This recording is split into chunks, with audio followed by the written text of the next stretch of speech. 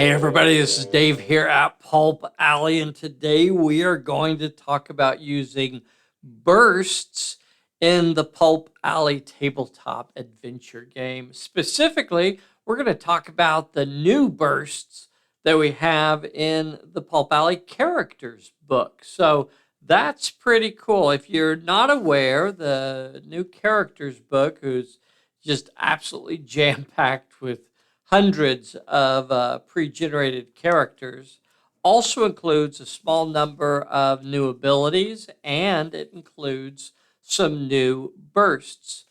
Now, in the basic rule book, of course, there are, like three different types of bursts. There is the burst fire that lets you place a 3-inch burst.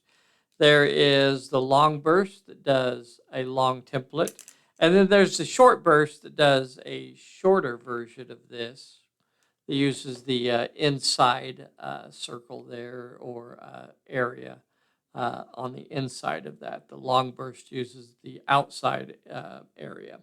Okay, but now in with the characters book, there are something like 6 new bursts. There's drop bursts, extended burst, heavy burst, sustained burst, sweeping burst, and tactical burst. Now, every one of those, except for the drop burst, comes with a little bit of a side effect, and that is that they impair your movement. And what that means is that character cannot move over 6 inches unless the player chooses to discard a card. So it kind of uses up your resources a little bit. It kind of pushes them a little bit harder to get them to move around a lot. Maybe because they are carrying heavy equipment, maybe because they are a spellcaster. You use your own imagination to decide why, but they're just not as mobile as the other characters. In addition, some of the abilities you'll only get the extra benefit of it when you don't move at all. So let's just go down through the list. We'll talk real quickly about each one of them. So the first one on the list is called the drop burst. And what that does is it allows you, if you have a winged character, a flying character, it allows you to drop a burst at some point during your move. So, for example, if we started somewhere over here, and let's say this big stompy robot, for whatever reason, could launch itself into the air. Some point, if we mark his end point over here where he's moving to, we'll say he's going to land himself right here. He wants to jump all the way back here and land behind Professor Z.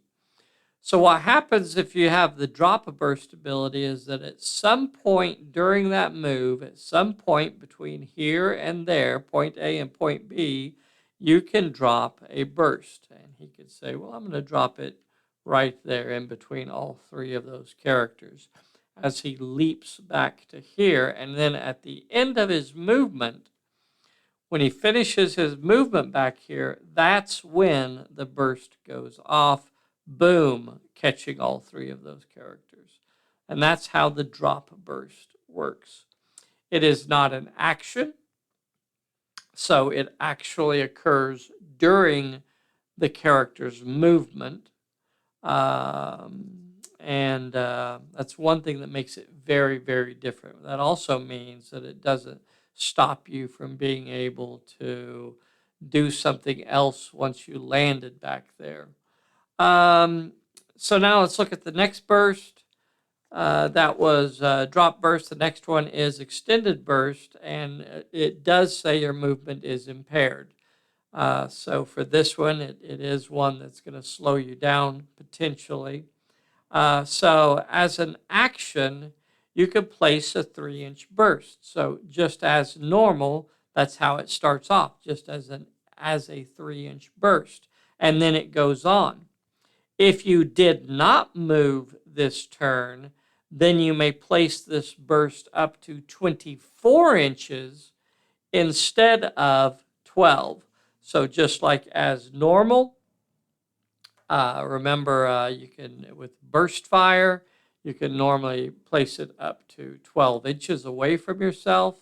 But if you had the extended burst and you wanted to place a burst even further away, as long as you did not move that turn, then you could place it up to 24 inches away.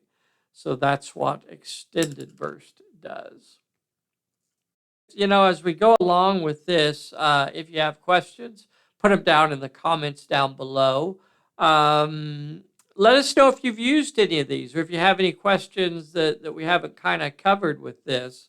Also, while you're at it, make sure you get subscribed to our little channel, hit that like button and the bell, and then you'll get notifications when we upload new videos. The next one on here is called Heavy Burst. Again, it does impair your movement. As an action, you can place a 3-inch burst or a long burst. So that's kind of cool. It actually gives you tactical flexibility there to decide which type of burst you want to put down. So with that, you have that choice. It can say, well, I think I want to put this one down so I can catch all 3 of these characters. Or, if you wanted to make sure you could catch the robot in the burst fire, then you could pop that down there and catch those front 3 characters.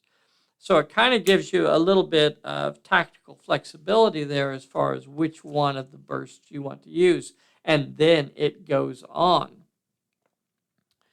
After you resolve this burst, if you did not move this turn, then you may discard to make all characters / vehicles in the burst immediately roll for a second random peril.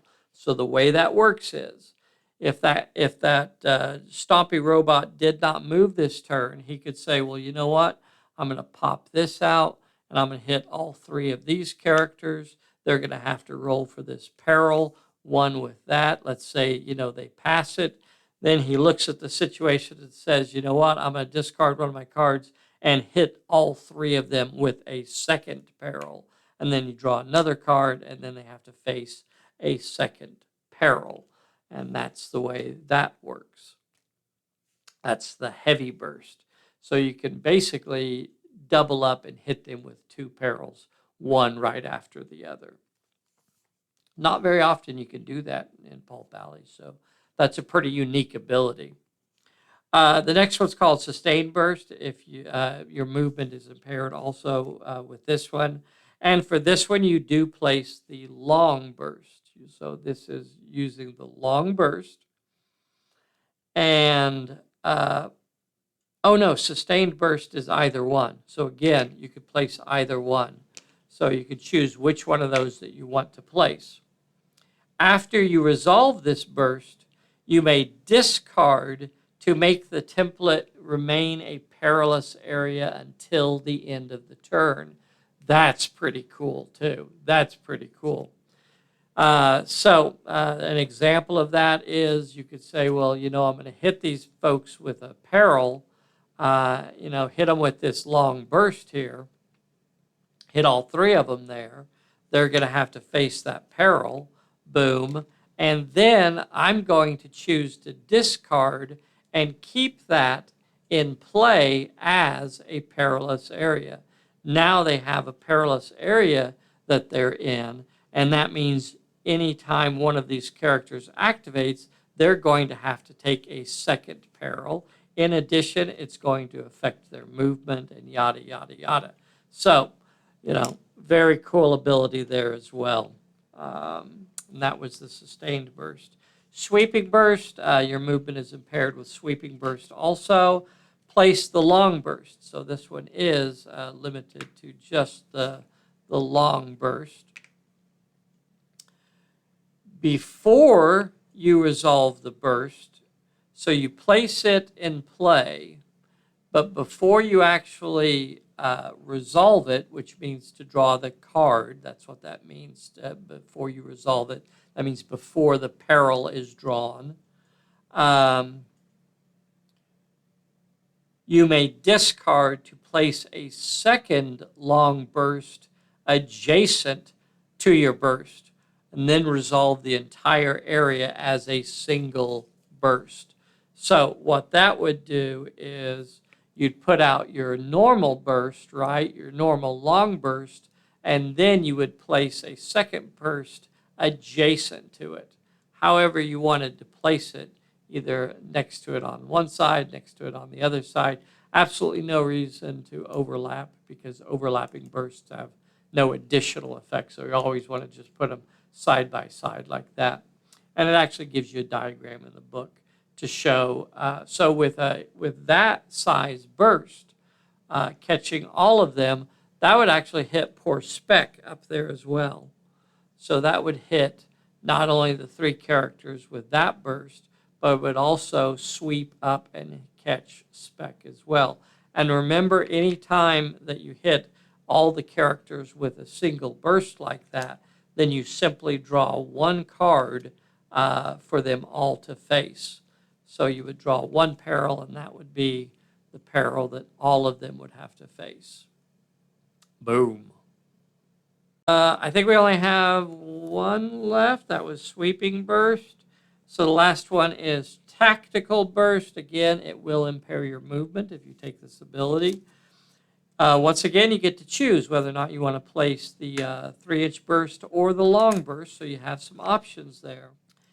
And then after the random peril is revealed, so you could say, well, I want to place my long burst, and I'm going to place it on these characters over here, like I've been doing, right?